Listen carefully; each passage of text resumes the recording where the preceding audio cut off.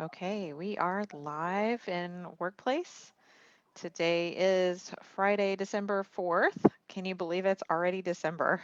It's kind of crazy. I just feel like this year has gone, it's the slowest year that has gone so fast, right?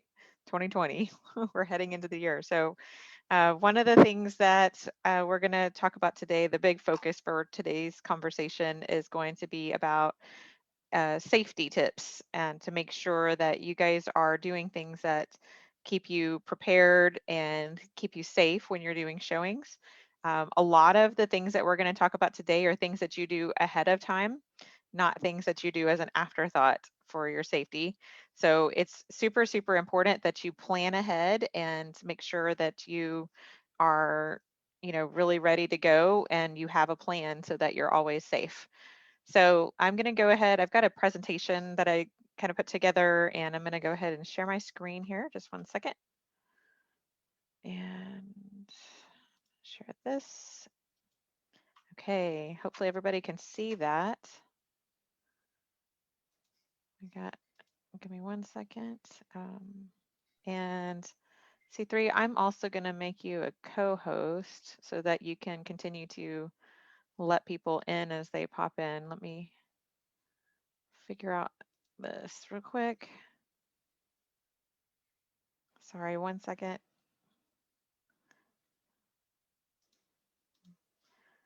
Okay, make a co-host. Okay, C3, you are now a co-host. If you can just kind of keep an eye on people hopping in as they come, you can just let them in. Okay, so everybody can see my screen hopefully, and we'll kind of get going into this. One of the big focuses, a lot of these conversations have come up a lot of times, because when you're dealing with leads that, you've not met before. These are not people that are in your sphere of influence, not a friend of a friend that, said to use you. It's important that you know who you're working with, whether it's a Zillow lead, whether it's a Facebook lead, whether it's one of our pay-per-click leads, however that lead is coming to you. Make sure that you're preparing yourself so that you are not getting yourself into a safety situation. And some of these things are common sense things that, you should be doing for yourself anyways. So you can kind of take this outside of the, I'm a real estate agent presentation, mindset, but, just bring some of these into your, real life safety ideas, right? And these are things, you should teach your kids, so that they're not getting into situations. So, the big why here from a real estate agent's perspective is that, you're often going to be heading out to houses that are empty. Sometimes they're vacant, sometimes they're owner occupied, but the owners are not there. So you're there by yourself, oftentimes with a total stranger that you've never met with before, you don't have a long relationship with. And, sometimes you're going to properties that, don't have electricity. Maybe they, they're, for pre-foreclosures. I've been in some of those where they're kind of, scary. Sometimes they're in neighborhoods that aren't so great. So there are some things that you can do to prepare yourself, before going out to those type of properties that will keep you safe. Other things to keep in mind, that the criminals who are out there kind of preying on us as realtors, um, sometimes they're distraught realtors that, not distraught realtors, sometimes they're distraught people who, are angry at the world. Maybe they lost their job, maybe they're unhappy in their marriage, maybe they're, they just do they're maybe they had a bad experience in a real estate transaction and they're out to get realtors. There are some really weird people out there. And so, even if you're, whether you're a female or a male, it doesn't really matter. There are people out there doing bad things to people. So, sometimes they're just looking for some, somebody who gives off the appearance of a rich, successful realtor, like, oh wow, you're doing well and my life is so miserable. I'm so, everything's so horrible in my life, and they kind of pick you out and set you up as a target. Sometimes they pick us as targets because they know that we're more likely to be alone and we're then more vulnerable. So, those kind of things are mindsets that we need to have so that we're not a victim, and that we can kind of protect ourselves in that way. Okay. And by the way, I do want this to be conversational. So, I do have this kind of PowerPoint put together, but it's a conversation starter. So if you have, questions or things you want to chime in or experiences that you've had, um, you know, s- feel free to unmute yourself, chime in, give a quick anecdote. We do have only an hour to go through this stuff, but I do want to make sure that, everybody gets their questions answered and gets, ideas, because this is a sharing conversation. So feel free to, unmute yourself and share something if you have it. To get started, so here are my thoughts on realtor safety. First thing is to do is to be prepared. Okay, so safety is not something that you do when you're in the house and you're, already in the house, you're already walking around with people. That's not when you plan your safety. So the safety plan happens long before you even get in the car. Okay, so first, some things to do: you can prepare yourself. Take a couple of basic self-defense courses, whether it's a, women's karate, basic self-defense. I took karate with my kids actually a number of years ago, and I learned things, when somebody grabs your hand and they're grabbing your wrist, there are things you can do to get your wrist out of that grab. Those are some basic things that you can do to get yourself free so that you're not, just a completely helpless victim. And you need to practice some of those things where you learn to pull yourself out. And it's not just all about scratching and kicking and whatever. So you want to have some awareness and practice with using those kind of self-defense techniques to keep yourself safe. And this goes totally outside of just showing houses. I mean, this is stuff you should do for yourself anyways. When you're walking through the parking garage at the mall or whatever, you should always be aware of that and have some basic practices that you can use to keep yourself safe there. Some people may feel more confident and having some kind of a self-defense tool to protect yourself. In Texas, obviously, we have the concealed handgun rules where you can, learn how to carry the handgun, and you can carry it, and you have the license and everything to do so. The one thing, that I always get concerned about with those things is that no matter what your tool is, whether it's pepper spray, whether it's a pocket knife, whether it's a taser, baton or whatever it is, there's some cool like batons I've seen that are flashlights. So you can just say, hey, I carry a flashlight to make sure, we can see in those dark spaces, in the closet, sometimes the light doesn't come on right. So I carry this baton, and it's like a long baton with a flashlight at the end, and it's nice and it's sturdy, and you can beat the crud out of something, you know. But the thing is, I wouldn't tell you is with any of those things, aside from having a noisemaker type deal that like an air horn type deal, any of those tools. If you don't know how to use them, those can be turned around and very quickly used against you, because someone who is mentally ready to attack you is going to be mentally ready to take your weapon out of your hand, because you're going to be flustered. You're going to be like, oh my God, what just happened? Why is this happening to me? Oh my God, what do I do? What do I do? So, so you need to be prepared that, if you're going to use one of these self-defense tools, whatever that may be, that you're able to really use it in a situation when you're not going to be expecting to use it. Because a lot of times, that handgun, you pull it out. If you're not ready to shoot and take care of business, if you get nervous about that and you can't pull the trigger, make no mistake that that person who is on the other end, you have now raised the stakes of this escalation. You've escalated this situation. You've now raised the stakes, and they're going to, raise the stakes too. So they are going to be ready and willing to grab that out of your hand and use that as needed. Okay.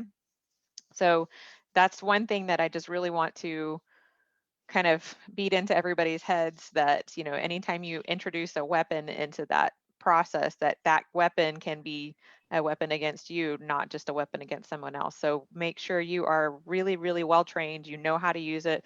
Read the instructions. If it's something like a noisemaker or a taser or something like that, practice how to use it and get instructions on how to use it. Don't just kind of glance at the instructions and then stick it in your purse or in your pocket, because it's not going to help you when you need it, right? Hey, Rachel, I have a question about specifically the part around if you have a license to conceal carry a firearm. Yeah. Have you one, have you ever heard any scenarios where someone went on a showing appointment or whatever and had to actually, you know, use the firearm or just, show the firearm because they was in fear of being harmed?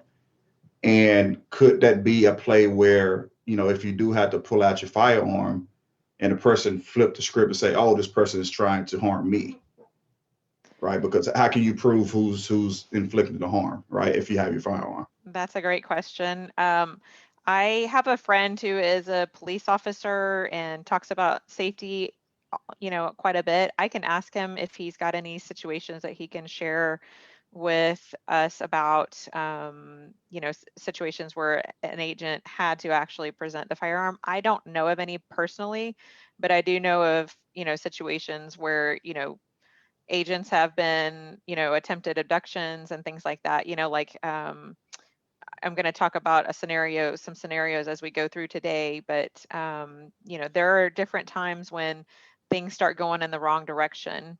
And so what we want to do is have that be the super, super last resort, right? Right. You want to have other plans in place that get you to the safety spot before you have to pull a gun. But that would be um, obviously your method of last resort for that.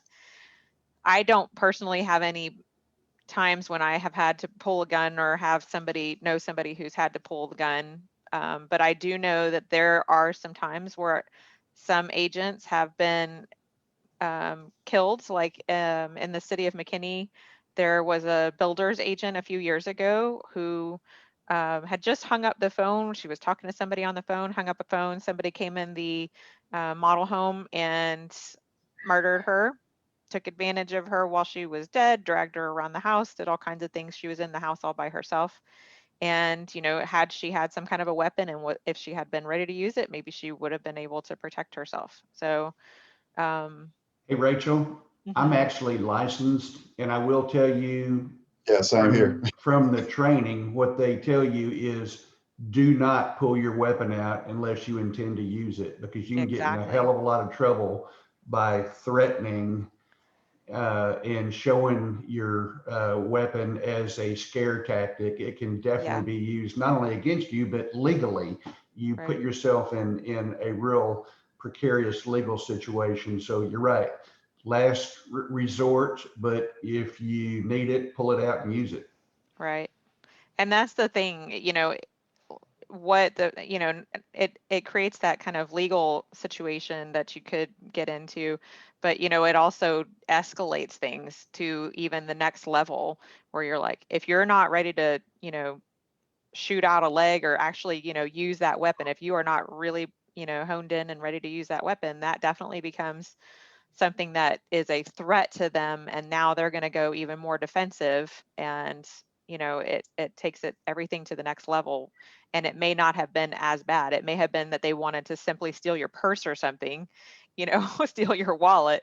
Now you've turned this into you know a life thing, and the fight or flight response goes off with these people, and they are going to fight. So things sometimes, this happens a lot with criminals, is like, they like I've taken some like these negotiation classes, by this guy who was an FBI negotiator. And some of the things that he brought up as instances were situations where they were just intending to go, rob an ATM machine inside of the bank. And instead, they ended up in this, hostage situation with, hours long hostage negotiations and things like that, just because things escalated and they didn't mean for it to get that direction.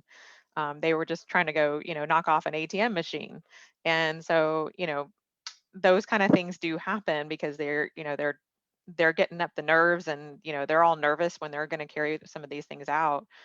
um, you know, so you just don't want to escalate unless you absolutely have to. So it's definitely the last resort. And the other thing is making sure, like, some of these weapons, you know, that are out there, these safety weapons are actually not legal in all states. So you want to make sure that, any of the things that you're going to use are legal in the state, because, like Andre was bringing up, how do I know that, somebody's not going to sue me for using something against them that was illegal to have in the first place? So make sure that anything you're carrying is not going to get you into some legal troubles. Okay. Let's talk about some safety steps that we can take in advance. And the first thing that, we want to talk about is, some of the marketing and how you present yourself. So, be careful with your marketing. When your pictures are super provocative, this happens obviously more with women than with the men, but, I see, a lot of people out there, kind of with the, sorry, but the sex sells, right? Approach. And they're like, I'm the beautiful agent and you should use me. And here are, all of my wonderful features. And, you need to be very careful in that idea that you're presenting out there, because that's going out into the general public. And, you guys don't have a bodyguard following you around like the supermodels do.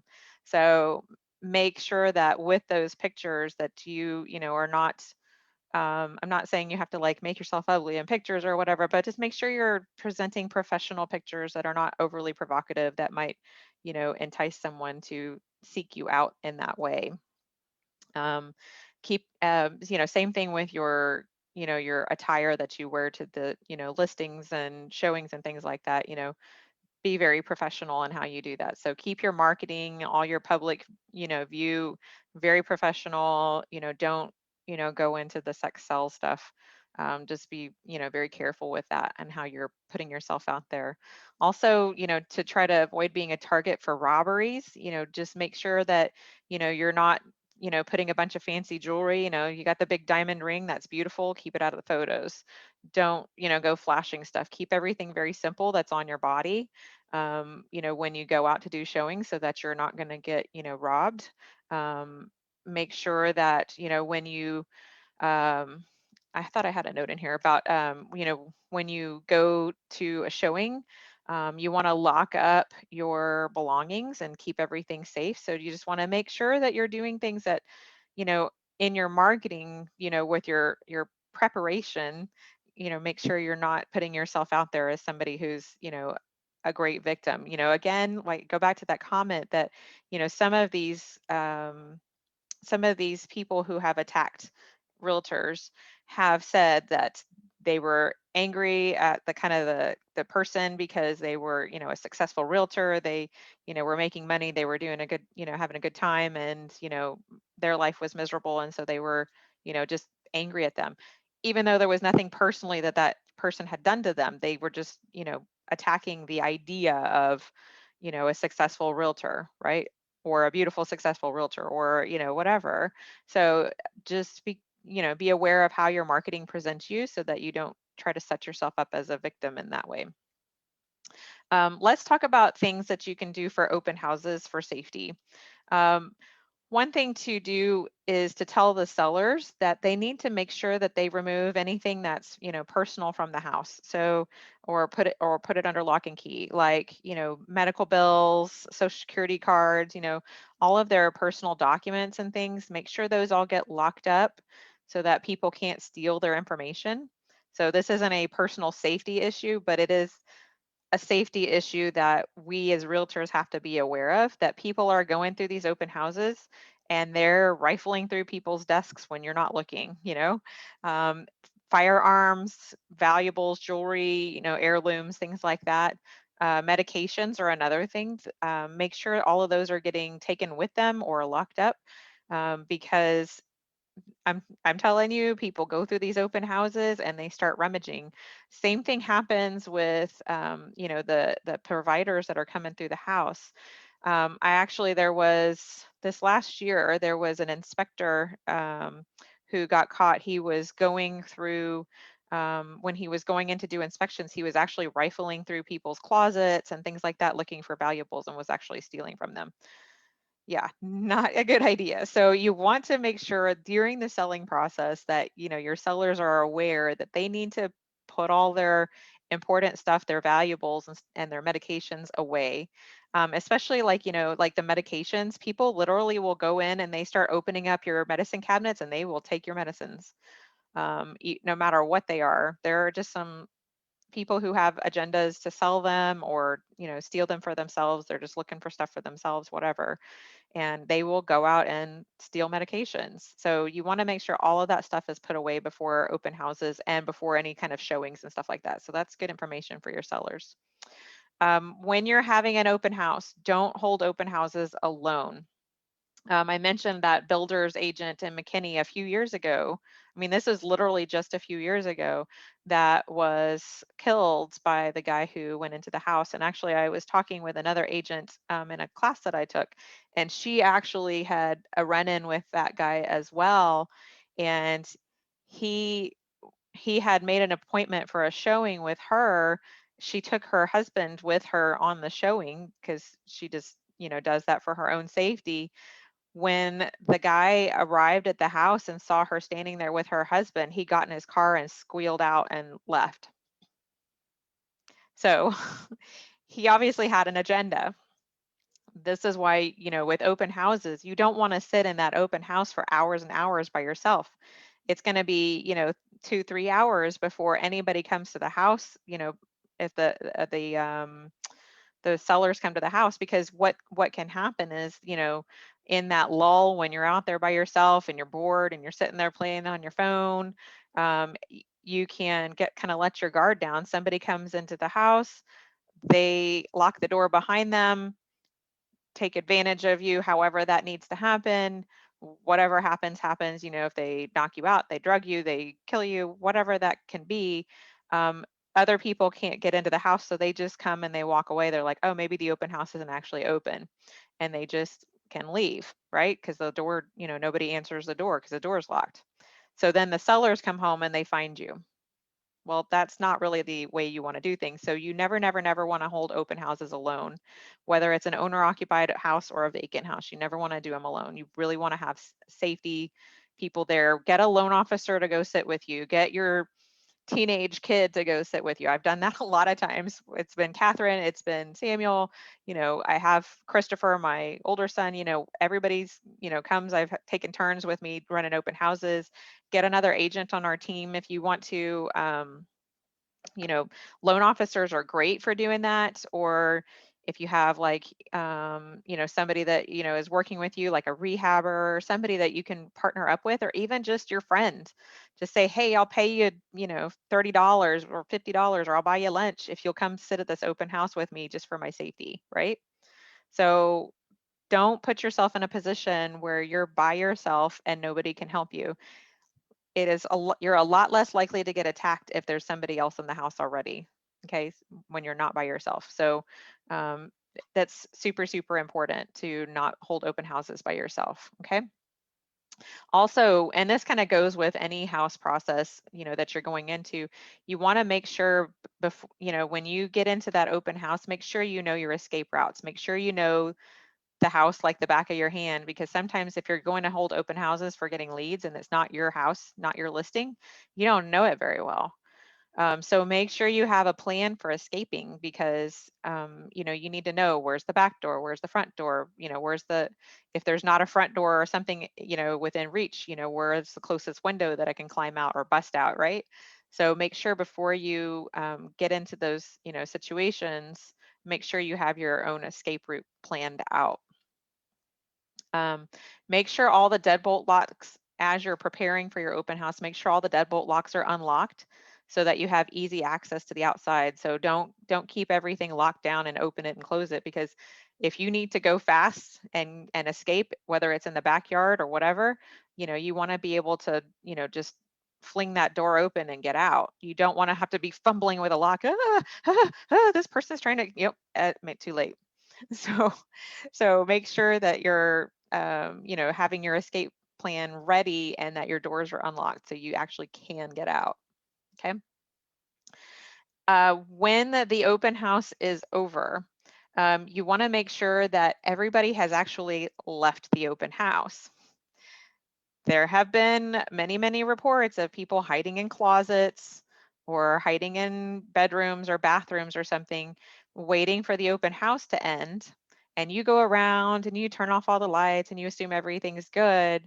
And then you lock the doors behind you and you've now left some bad actor in the house, who now can, walk the house, steal the valuables, do whatever. They now have access to this house, as much as they need to. You're not there to stop them. And so you have now given them access to the house. So that's not a good thing, right?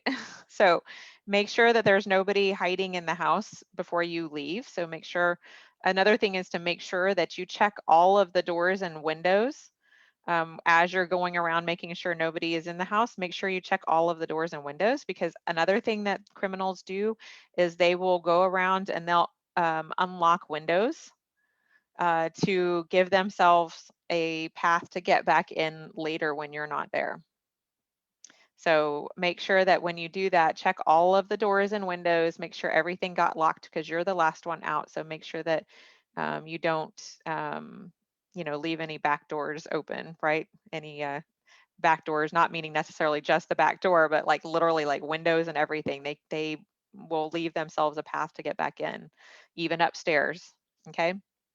Um, One of the things that I tend to do when I run open houses is to sort of gently escort people around. So, like Megan and I have done some open houses together. And if it's an upstairs, downstairs thing, she'll run the upstairs and I'll run the downstairs. And so we just sort of follow, politely follow people around and just say, we're just here if you have any questions. And, hey, what do you think about this room? And, whatever, just having conversations with them, not being intrusive, because a lot of times when people are open houses, they're like, don't bug me. But at the same time, you also want to let them know that you're kind of watching and you're keeping an eye on it, and you're protecting the seller from getting taken advantage of. And also you can make sure they're, not hiding, because then you can make sure everybody gets out, at the end. So these are just different tactics that you can put into practice to keep that house into a safer place. Okay. The other thing is, when you are closing down, be prepared that if you do find somebody that's hiding, they were probably hiding because they had bad intentions. So be prepared to defend yourself if you surprise someone who was hiding and thinking they were going to get away with something. So be prepared for that. And that's again why you have a safety partner there with you. You're not there by yourself. Okay. Any questions about open houses? Any thoughts or suggestions? When I not open houses, Rachel, but when I'm going to show a house, I don't have my purse. I only literally have my keys Yep, and we're my gonna talk phone. about that. Oh, Mhm. okay. Yeah, that's a great point. That's absolutely a great point. That's good. Okay, so now let's switch gears from open houses into more of a, general real estate conversation. So some safety tips here. Um, One thing here I'm pointing out is, be careful doing things like even handing out business cards. That act of handing out a business card, right? Here's my business card. What you're doing here is you are actually putting yourself in a vulnerable position where somebody can grab your hand and try to abduct you, right? So, I was reading actually not long ago about an agent who was kind of in an area that probably they shouldn't have been in by themselves, but these two guys drove up in their Suburban, said, hey, I'm actually interested in this house, and she says, oh, great, can we get your business card? She hands them the business card and they go to pull her into their vehicle. Luckily, she was able to get away, but they did catch the two guys and they were arrested because they were, trying to abduct her. So those are situations where you think, oh, it's not a bad deal. I can just, hand out my business card, right? But, be very careful with, that reach, because that's putting you in a position where you're giving them your hand to grab you and, take advantage. So, um, just be aware and be mentally aware when you're doing those things. um, when you're doing showings, when you have an open house, don't go into those showings in an open house without 100% battery. Okay, make sure that you are fully charged on your battery and you're not going to run out of battery, but partway through the open house or partway through the showings, so that you have your emergency, because that's obviously your best tool is your cell phone that you can pull up and get help as you need it. So you want to make sure that you really have that opportunity and that you can check in as with people as well. So and this is more of a general, conversation from safety presentations I've been a part of, is, having a safety partner that you stay on the phone with. And I do this, like when I'm traveling and I'm walking around, at the airport, like from the, I got off the plane, picked up my luggage, and now I'm walking through the parking garage to get my rental car. I will hop on the phone as I'm walking through this parking garage, and I will talk to my husband. Hey, how's it going? I just landed. Da, da, da, da, da. And I have a conversation with them all the way till I'm in that rental car or to my parked car, right? That, coming back from my trip. Same thing at the mall. If you're on the phone with somebody, you're a lot less likely, and this is one thing that my police officer buddy told me, you're a lot less likely to get attacked if you're on the phone with somebody, because you're going to be screaming for help. They're not going to take advantage of somebody who's, connected to someone.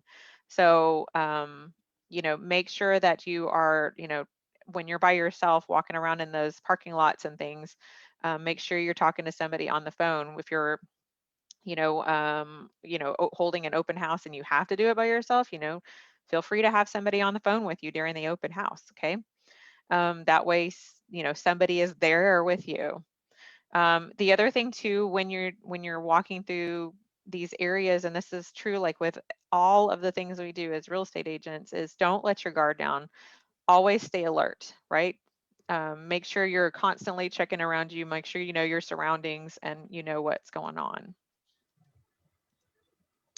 Um, when you're talking to clients and prospects, we have a habit, because we're in the relationship building business and we're trying to build trust with them. We have a big habit of giving out probably more private information than we should to people that we don't know, because we're trying to establish trust. Oh, I live in that neighborhood. My kids go to that school. Here's, oh well, yeah, really, because I, just live at the corner of da da da da da da, and you sometimes can bring people into your life that you don't necessarily want in your life. So try to avoid talking about where you live, where your kids go to school, where, if you're going to go on vacation, or you're, going to some place after work today or whatever, going to a happy hour. Try to avoid some of those things, those conversations, and keep your private life sort of private. Even though you're trying to be friendly and, create a trusting relationship with them, that is your private information, and you do need to protect yourself and your family as well. Um, don't assume that just because you're a man that you're exempt from all of these things. This is not about a male female thing. There are some crazy people out there who are taking advantage of men and women. So, you know, it happens.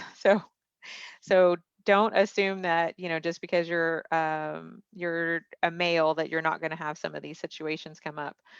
The other thing is, don't assume that when you have somebody posing as a husband and wife, and that they're safe. Don't go, oh, well, this is a couple, so, a couple's not going to attack me.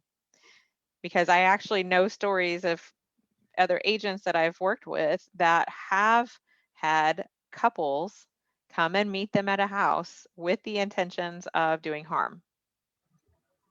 Okay. So just because they're posing as a husband and wife doesn't necessarily mean they're husband and wife. It doesn't necessarily mean that they're not some messed up couple that has some agenda for harming you. So um, be very careful with that. I took a class one time, that an agent shared a story where um, she had gotten a kind of a rush lead that came in. And when, they were like, hey, we want to see this afternoon, and, we want to get in there. And, they found her on Zillow. And this kind of, ties in, we're doing Zillow leads now. So, it's like, hurry up and go show a property. So, so she went in and pulled up their phone number. And when she cross-referenced them, and there's apps in there, and I'll show the names of some of them, but there's an app like called Forewarn. She put the phone number in, and it turns out that they both, the husband and wife, had a criminal background, like that was kind of a long rap sheet that showed up in the background check.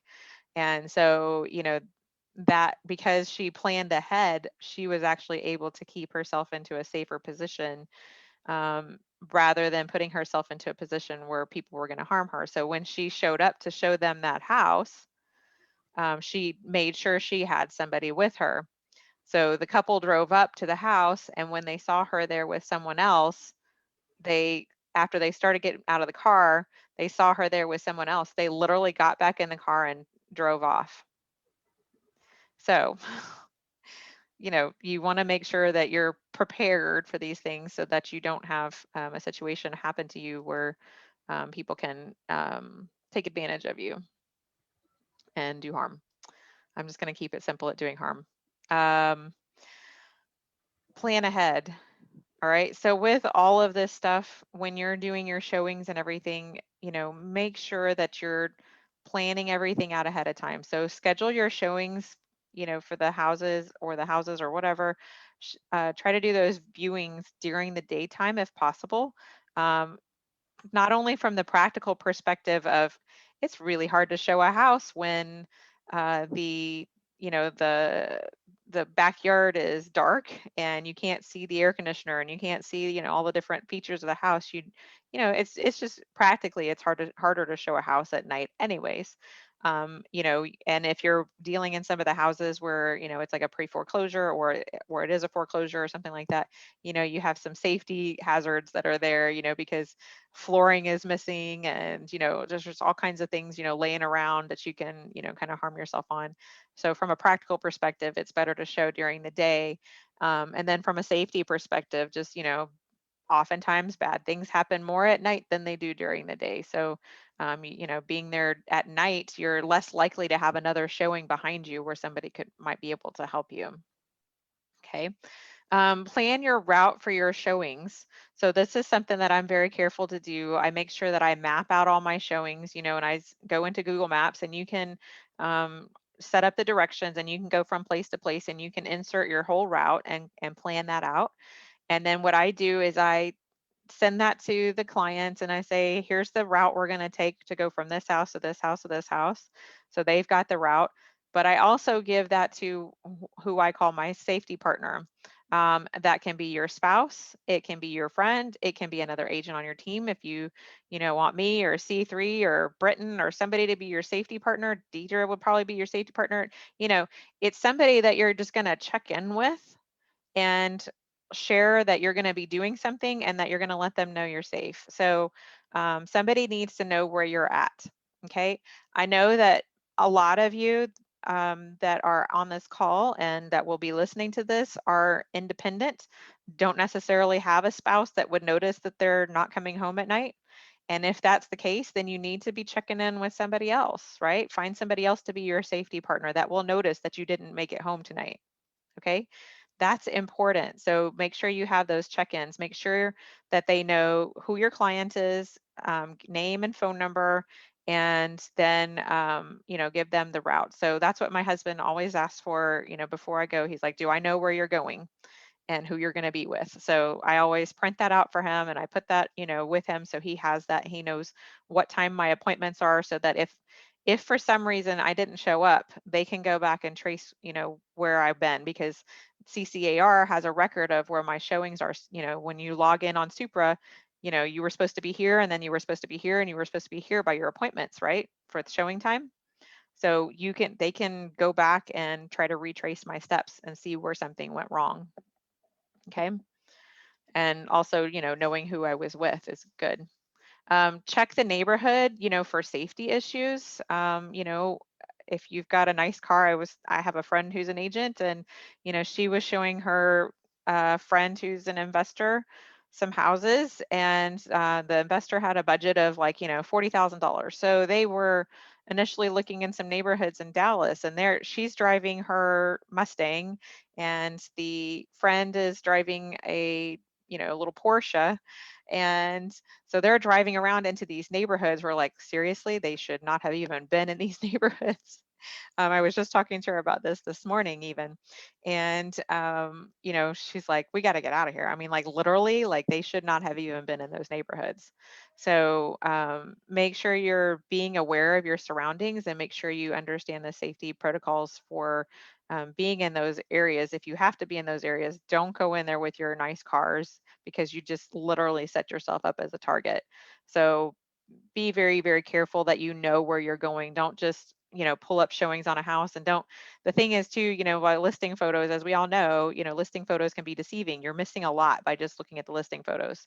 So take Google Maps and drive down the street virtually, you know, look at the cars that are in the neighborhood and just make sure that you're putting yourself in a safe situation. If you're especially if you're having to go down there by yourself, don't go by yourself, right? Take somebody with you, have a backup plan, and be careful. Be there with somebody who knows that area. Okay. This has to do, I think, in a way with almost with geographic competency. Do you know your area well enough to keep yourself safe, right? Have an escape plan. So, you know, if you're obviously when you're going on showings, most of the time you haven't previewed the house. It's not like on TV where they've already walked through the house and they're showing you the house after they've already seen it and made all the assessments and plans, right? So make sure you have an escape plan. So try to look through those photos and find the escape plans that you can find to get that set up so you're prepared. So know where, you know, try to picture, you know, where's the back door, where's the front door. Take just a few minutes to prepare yourself so that you don't get yourself into a sticky situation. Um, don't go alone to your showings if possible. Take a stager, take a rehab friend, take a any friend. And you know, I've done it where, you know, with I'm going to showings with people I don't know, and I'll have, you know, one of my kids just sit in the car. And I said, I don't care. You can sit in the car and you can play games. Just keep an eye on the house. And if I don't come out, you know, in like, you know, 10 or 15 minutes, check on me, right? If I don't answer the phone, let's go, let's escalate, right? What do they need to do if I don't come out? So they need to, you know, call dad, call the police, call, you know, what's the plan? Um, so that I'm not sitting out there by myself. So even if you don't want to drag your teenager into the house with you because they may be going, I don't want to show, you know, I don't want to, you know, or you don't feel comfortable because you don't want to make it look unprofessional with a client, totally fine. Let your kids sit in the car and watch you, you know, so that somebody's, you know, got your back and somebody's paying attention to you, whether or not you come in and out of that house. Okay. So I have actually done that. So, and then my, you know, like even on a listing appointment, you know, because you're in there and you don't know what to expect when you get to that listing appointment. So, you know, I'll have my son sit in the car and, you know, I just tell him, you can play on your phone. I don't really care what you do. Just, you know, keep an eye on me.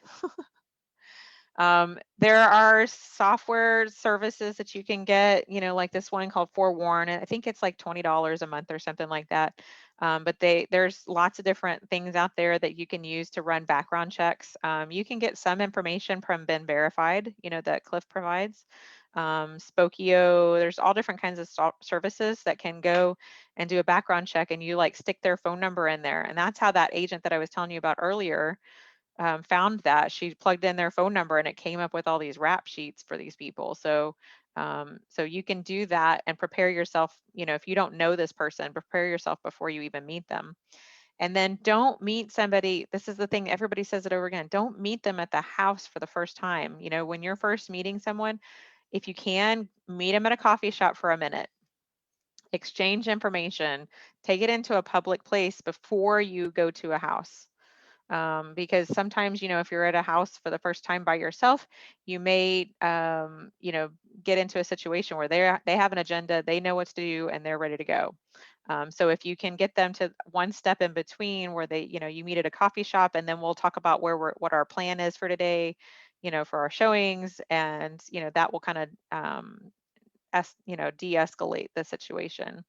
Um, there's technology out there where you can share your routes, share your driving routes, you know, like Waze is one of those things. So you can actually share where you're going as you're driving around town. And so your safety partner can see that you're at this house and then you're driving through this route and then you end up at this house and then you drive it through this route.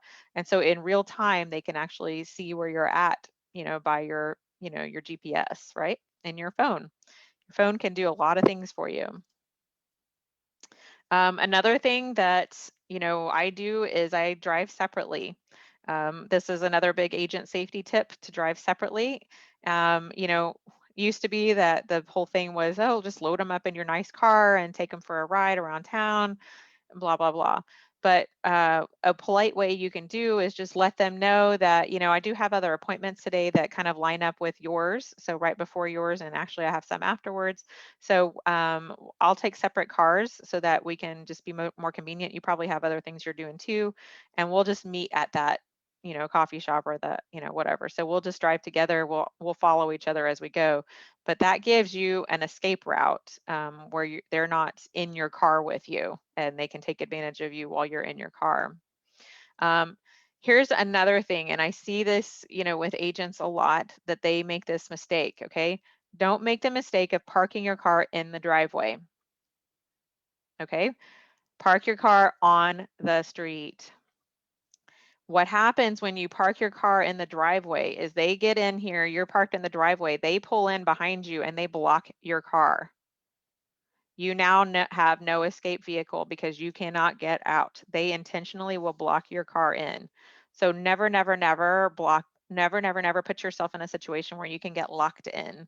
So you want to make sure you park on the street where you can easily get to your car and get on out of there as needed. Okay. So don't park in the driveway, even though it's tempting. Park on the street. It's very tempting because the driveway is empty, right? You want to keep your car off the street, but don't do it. Don't fall for that trap. Here's another thing that I do. I ask for IDs and I take a photo of their car and their license plate. And I send that to my safety partner, which in my case is my husband. Um, you know, it's sorry, it's awkward, I know, but here's the deal. If he knows by driver's license and by car make and model and color and license plate and everything, right? Who I am with, if something happens to me, there's a record of that. Okay. So I could just make it not awkward. I just say, hey, you know, I know you probably heard about some of the realtor safety issues. You know, we've had some agents who have been, you know, killed and stuff. So we have a strict policy in our office that we have to check in and check client IDs to make sure that we're protecting ourselves. So we have to check those in at the beginning of each of our showings to make sure that, you know, I'm safe and that you're safe too. So can I get a copy of your IDs? You know, it can just be on the hood of their car, right? Just take a picture of the back of their car, send that off to your husband, your spouse, your, you know, safety partner, whatever. And that way your person on the other end knows who you're with and they have IDs and the car that they're in. So there's some protection for you. Okay. And usually somebody who's not wanting to do the right thing is probably not going to want to give you their IDs. So there's a red flag right there that you can kind of kick off. Okay. As you're going through each of your showings, you know, check in with your safety partner. Hey, I'm at, you know, 123 Main Street. Okay. Everything went well at the showing, heading to the next house, you know, okay, just finish the second house, you know, heading to the third house, right? Just check in with your safety partner throughout. You're not bugging them. I promise your safety partner will, who is there, loves you and cares for you enough to want to know you're safe. So make sure you have that person set up on the receiving end so they know that, you know, if you don't check in, there's something going wrong probably. So but don't set up a safety partner and then forget to check in with them, because then they start getting worried for no reason. Don't wear expensive jewelry or bring valuable items, like Deidre was saying earlier. You want to make sure that if you have a purse, if you have a laptop, different things, make sure you keep them in your trunk or keep them hidden in your car for several reasons. Not only do you not want to have somebody rob you while you're trying to show them a house innocently, you also don't want to have a whole bunch of crap in your hands while you're trying to, you know, show a house, because that creates a safety issue. So I literally walk into showings with my phone and my car keys are in my pocket so that my hands are free. I literally only have my phone in my hand. For the listing paperwork, sometimes, you know, if you want to take the, you know, the MLS sheet, that's fine. That's easy to just, you know, drop and, you know, have your hands free. You know, sometimes I don't even do that because I have Go MLS on my phone, and so I pull up that listing on my phone, and I have all the same information that's on here. I have it in my phone, so it just really keeps my hands free so that I can have self-defense if I need to. I don't want to be fumbling around with a purse and trying to protect my purse and get robbed or whatever. Just keep your hands free as you're going through that. Okay. Um, don't skip your safety protocols. So the things that we've been talking about, all the things you build for your plan, don't show up to the house and go, oh, they look like nice people, and change your plan. Don't skip any steps. You want to practice this every time. And I fall into the same trap sometimes. So it's something I've been working on getting better with, you know, as you're meeting with people that you don't know, you know, if it's somebody, if it's like even a neighbor, you know, then you know them and you can, you know, you can deal with that. Somebody from school, somebody in your sphere of influence that you've got personal references, that's one thing. But, you know, when you're showing somebody houses, you don't know them from Adam, you know, like a Zillow lead, you know, if you're going out showing a Zillow lead this afternoon, you just met them on the phone, you know, an hour, 2 hours, 3 hours ago, right? And so you don't know them from Adam. And just because they're, you know, you're looking at a $500,000 house, you're, you know, whatever, don't assume that they're interested in a $500,000 house. They may be just looking through Zillow and seeing you as an agent that looks successful and you look like somebody that they might want to target. So don't let your guard down just because you're going to nice houses too. There are also some fraudulent clients that are out there. So if you find some things that sound too good to be true, they probably are, right? A friend of mine, actually, I'll just share her story. I got to remember this guy's name, and I'll try to post his name on the video, but he is going around right now. This is a guy in McKinney that is going around right now, and he's showing houses. Um, well, let me back it up. So he like met her, it was an Op City lead, and turns out, you know, this is a guy who is posing as an investor. He's a real estate developer. He's, you know, got these processes. He wants to look at really nice houses. He, you know, looked at Deion Sanders' house. She showed that to him twice. He went and looked at some other townhouses. He's gone and looked at some land developments, and, you know, made it out that he was playing the part of somebody who was going to buy this many houses, going to buy this land and develop it. And, you know, he was just going through this whole process. Came up with fraudulent proof of funds, you know, had the whole deal set up. So she's spent days and days showing houses and stuff to him. And then one day she got a call from an agent that she was scheduling with, because they were talking about putting in an offer on a house. And he actually signed an offer, you know, to on a house, which is kind of remarkable that he went that far. But he's, you know, she was talking to this agent and she said, "Oh, wait, but you know what? The other day I got a call from this person who was asking about him. That's your same guy, because he said he was renting the property, and so he wanted to come to try to rent the property." So it turns out that this guy was he set up a whole website for people to come on and apply for leases. And then what he's doing, like, he has mapped out all of these new build homes that he knows are open, and he's going and showing them as if he's a real estate agent, going and showing them and acting like he's going to lease them out to people. And so it's like he's got this whole scheme where he's, you know, collecting people's information, probably collecting false deposits, all this stuff. So, you know, listen to your spidey sense. You know, if that spidey sense is going off, it's probably a reason. If it sounds like it's too good to be true, it's probably too good to be true. So, you know, have somebody, you know, help you background check on that and make sure that people are legit. Turns out the guy actually is just a factory person that works over at a warehouse factory kind of place that's here in McKinney. um, is not who he says he was, and apparently has now gotten fired from his job because somebody had tried to contact him at work about, you know, one of the leases. They tracked him down. I don't know how that happened, but whatever, he got fired. And so, but he's still roaming around out there until, you know, she made a report with McKinney Police and also with Texas Real Estate Commission. So she's working through that process to file against that guy. But yeah, it's kind of crazy. Couple of things I know we've kind of gone over on time, but I just want to share a few more closing thoughts. You know, when you go inside the house, one thing to make sure of is that you ring the doorbell or knock loudly when you go inside the house, because sometimes there are people in the house, you know, maybe they're legitimate people that are in the house, or sometimes there are people squatting in vacant houses. And so if you ring the doorbell, it will keep them from getting surprised, because especially with the squatters, you can kind of freak them out, and then they, you know, can attack you when you come in. So you want to try to give them warning so they can get out of there.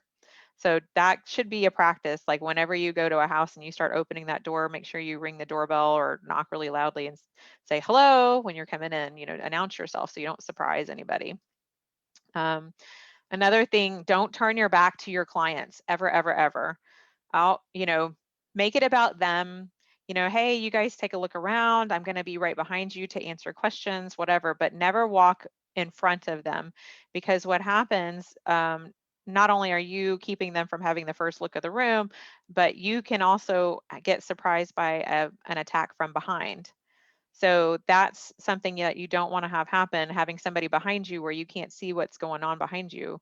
Since we don't have eyes in the back of our heads, you know, you want to make sure you keep yourself behind them so that you can, you know, keep an eye on what they're doing. Okay. So never walk in front of them, always walk behind them. Also, be careful when you're showing houses to not get yourself into places where you can get locked in. You know, if you're climbing up into that attic and you're going to go look at that HVAC system, that's probably not a good idea, especially if you're showing the house by yourself, because all they have to do is shut the attic door and you're locked in.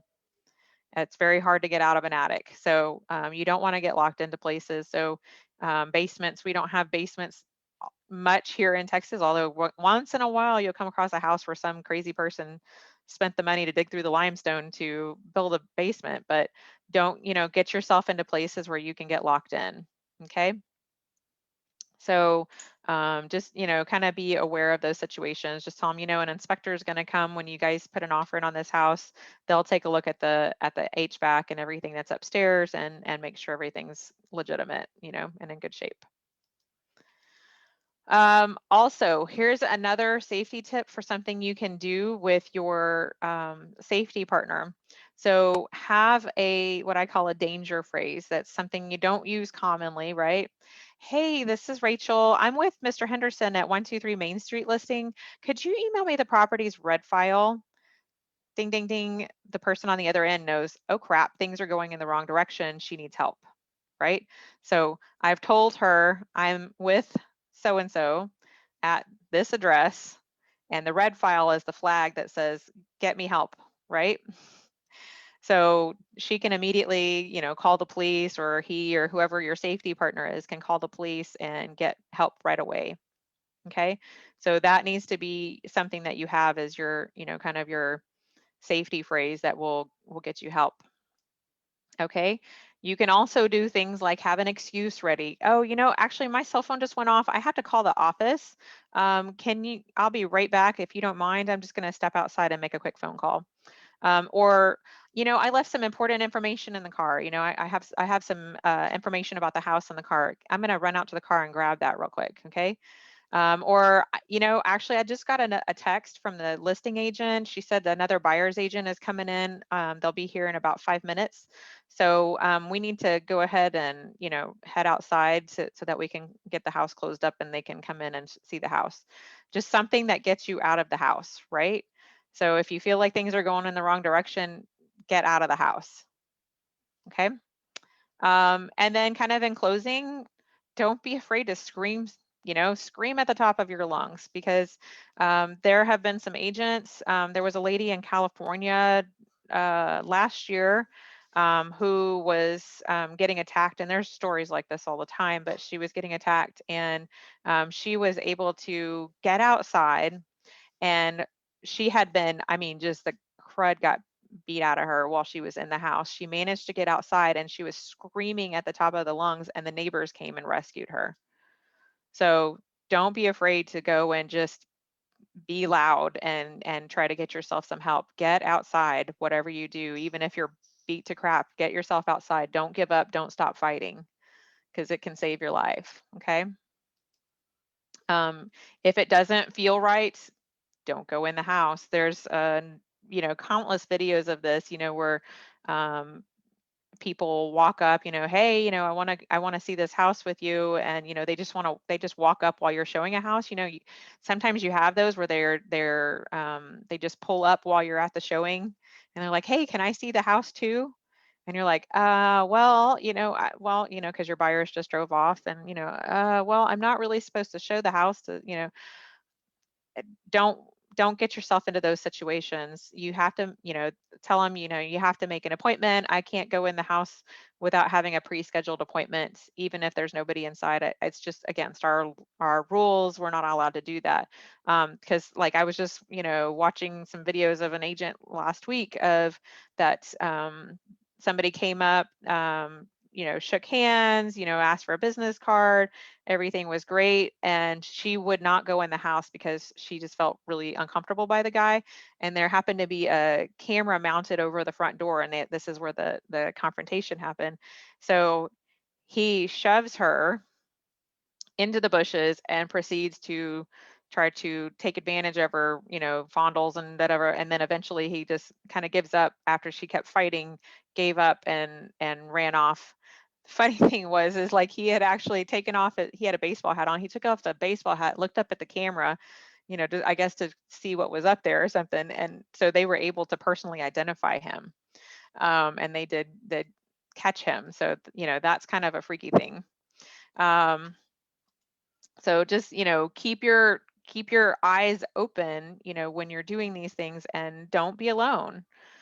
Trust your instincts. If you feel like something's not right, it's probably not right.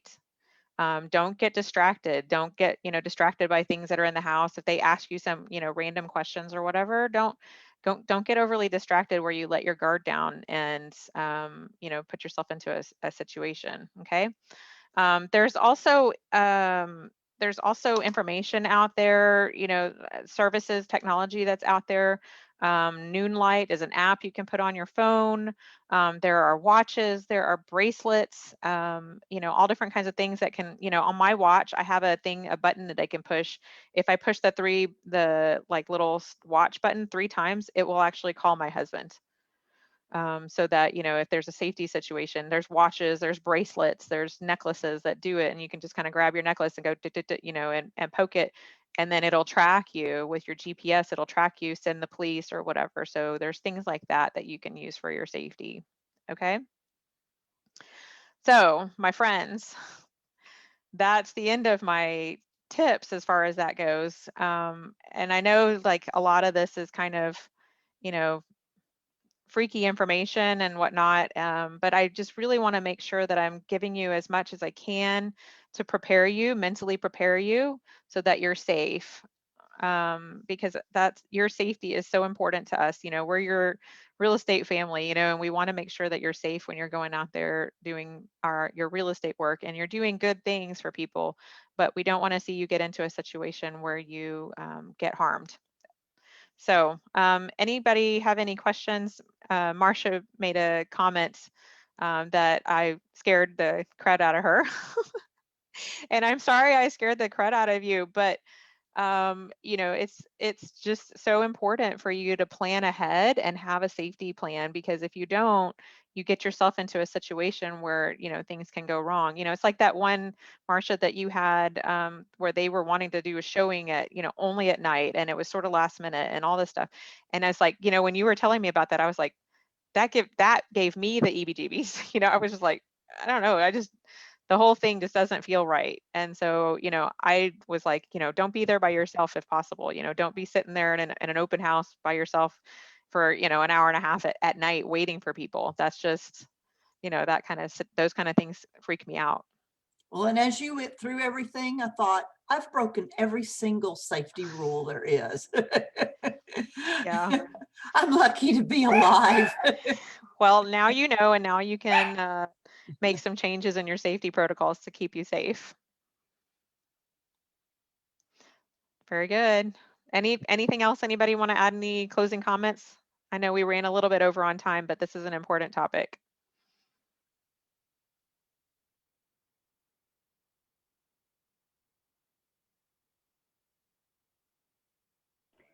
Don't you need to be careful too when you go into a house to show, like, just in case they have cameras or anything that's like recording, like with what you're supposed or with what you're saying? Yeah, that's true. You know, not as much as a safety issue, except that it's a privacy issue, because the sellers oftentimes will have hidden cameras in the house. So one of the things I'm very careful of is to tell my clients that I'm showing houses to that, you know, when you get out of the car, let's assume that you're on a recorded video line. Okay. Even in the driveway. I mean, I've got cameras on my driveway and I can listen to them. I've had conversations from being in El Paso with my kids standing in the driveway, you know, all through my phone, through like the Ring app, right? So, you know, assume that, you know, everything you're doing is being recorded, even though sellers are not supposed to do it. By law, one of the parties has to consent to that, and you have to be physically present in order to record a conversation. You don't have, both parties don't have to consent to the recording. If the seller is there, then they can record. But if the seller is not present, then they don't have the legal right to record. But sometimes they do because they want to know what's going on in their house. They want to know, like if you're at an open house, they want to know if you're telling people the right things, that they're, you know, if you're trying to sell other things to them, if you're talking them out of your house, you know, they get curious. They want to hear what the conversations. Well, what about that guy? Well, what about this guy? What about, you know, they want to know all about everybody, and they actually will go set up cameras sometimes for the showings, hidden teddy bears, you know, like the babysitter cams. You know, those things do happen. So anything that has to do with negotiating information. So like, you know, do you love the house? Keep that for a conversation in the car, right? We'll talk on the phone. Um, how much do you want to pay? How much have you qualified for? What do you think the value is? How much do you think they'll accept? You know, anything that goes into the negotiation conversation, definitely keep that away from the house. You don't want to have that conversation anywhere near the house. So, Britton, that's a very good point. Thank you. That helps. And I think this was just a good reminder for me, you know, because I'm a male, it doesn't necessarily, you know, exclude me from having to be cautious when you're Yes. out and about doing business, because most of the time, you know, you feel that it's the females that are the ones being targeted. That's not necessarily the case every time. So it's just a good reminder for me. Good. I'm glad. I'm very glad. Well, you know, we love you guys very much and we want you guys to be safe. And so that's why, you know, this week was dedicated to your safety. So very good. Thanks a lot. All right, guys. Well, thanks so much for staying on the call. And, you know, if you're watching this later, you know, if you have questions or comments or things you want to add, you know, this is getting pushed into Workplace. So feel free to chime in the comments on the video in Workplace and let us know what things you've encountered or other safety tips that maybe I didn't mention. You know, we just want to make sure everybody's safe, and, you know, just know that you are loved and we care about you, and we want everybody to be successful and be safe. So that's it. Great information, Rachel. Thank you. You're very welcome. You're very welcome. All right. Well, you guys have a great weekend. Go sell some houses. Thanks, Rachel. Talk to y'all later. Bye. Thank you. Bye.